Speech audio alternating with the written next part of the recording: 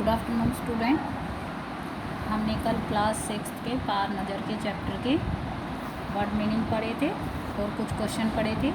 अब आगे क्वेश्चंस देखिए। इस कहानी के अनुसार मंगल ग्रह पर कभी आम जनजीवन था, वह सब नष्ट कैसे हो गया। एक समय था जब लोग ग्रह पर जमीन के ऊपर रहते थे। ये पुरखे बगैर किसी तरह के यंत्रों की मदद के बिना किसी खास किस्म की पोशाक के रहते थे। लेकिन धीरे धीरे वातावरण में परिवर्तन आने लगा। इससे धरती पर रहने वाले कई प्रकार के जीव धीरे धीरे एक के बाद एक मरने लगे। इस परिवर्तन का कारण सूर्य में आया परिवर्तन था।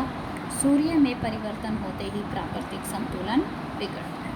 कहते हैं इस कहानी के अनुसार जो मंगल ग्रह है उस पर कभी सामान्य जनजीवन था, लेकिन अब वो नष्ट कैसे हो गया। तो क्या बताते हैं, एक समय था जब जो है इस ग्रह के लोग ज़मीन के ऊपर रहते थे और उनके पुरखे बिना किसी यंत्रों की और ख़ास किस्म की पोशाक के बिना रहते थे।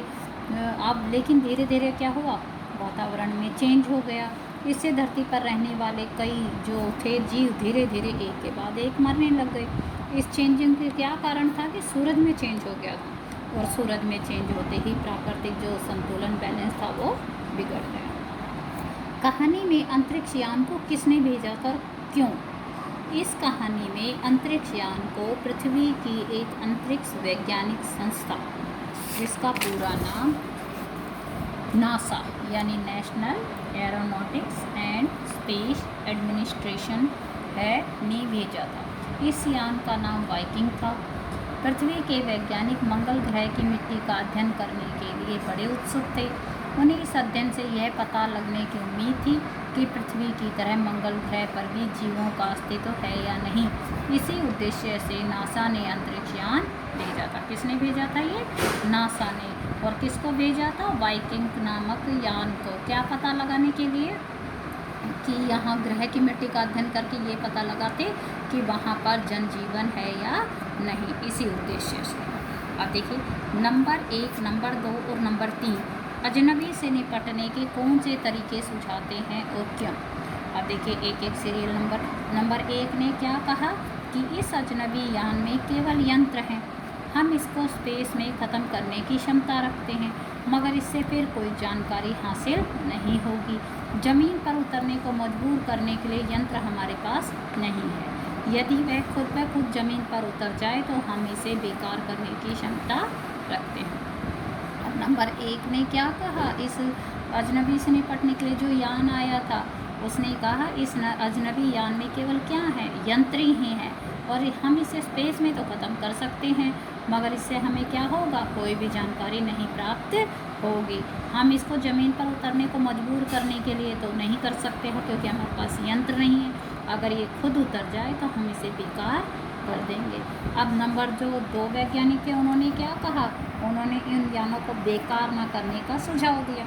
उनका विचार था कि उन्हें बेकार कर देने से दूसरे ग्रह के लोग हमारे बारे में जान जाएंगे। जिन लोगों ने ये अंतरिक्ष यान भेजे हैं वे भविष्य में इनसे भी बढ़िया अंतरिक्ष यान यहाँ भेजेंगे, इसलिए हमें इनका अवलोकन करते रहना चाहिए और हमें जहाँ तक हो सके अपने अस्तित्व को छिपाए रखना चाहिए। अब नंबर 2 क्या कहते हैं, नंबर 2 कहते हैं कि भाई ये जो है यानों को हमें बेकार नहीं करना चाहिए, क्योंकि जिन दूसरे ग्रह वालों ने इन्हें यहाँ भेजा है वो इससे भी बड़े यान भेजेंगे, फिर उन्हें हमारे बारे में भी पता चल जाएगा और इसलिए हमें सिर्फ क्या करते रहना चाहिए, इनको देखते रहना चाहिए और अपने अस्तित्व को छिपाए रखना चाहिए। नंबर 2 ने अध्यक्ष वयोदय से प्रार्थना की कि हमारे यहाँ ऐसा प्रबंध किया जाए जिससे अन्य ग्रह वालों यह लगे कि यहाँ पर कोई ऐसी चीज़ नहीं है जिससे उन्हें लाभ हो। नंबर 3 अध्यक्ष थे और उनका दायित्व सामाजिक व्यवस्था की देखभाल करना था। नंबर 3 की राय थी जहाँ तक हो सके हमें अस्तित्व को छुपाए ही रखना चाहिए, क्योंकि हो सकता है जिन लोगों ने अंतरिक्ष यान भेजे हैं वे कल को इनसे भी बड़े सक्षम में अंतरिक्ष यान भेजे। हमें यहाँ प्रबंध कुछ इस तरह रखना चाहिए जिससे नियंत्रणों को यह गलतफहमी हो कि इस ज़मीन पर कोई भी चीज़ इतनी महत्वपूर्ण नहीं है जिससे वे लाभ उठा सके। अध्यक्ष महोदय से मैं दरख्वास्त करता हूँ कि इस तरह का प्रबंध हमारे यहाँ किया जाए। अब नंबर 3 में क्या जो अध्यक्ष थे उनका दायित्व सामाजिक व्यवस्था की देखभाल करना था।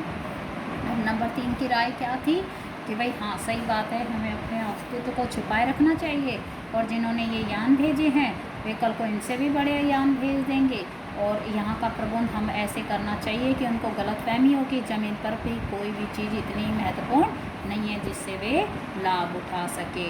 अब अध्यक्ष महोदय से मैं ये दरख्वास्त करता हूँ कि इस तरह का प्रबंध हमारे यहाँ किया जाए। धन्यवाद।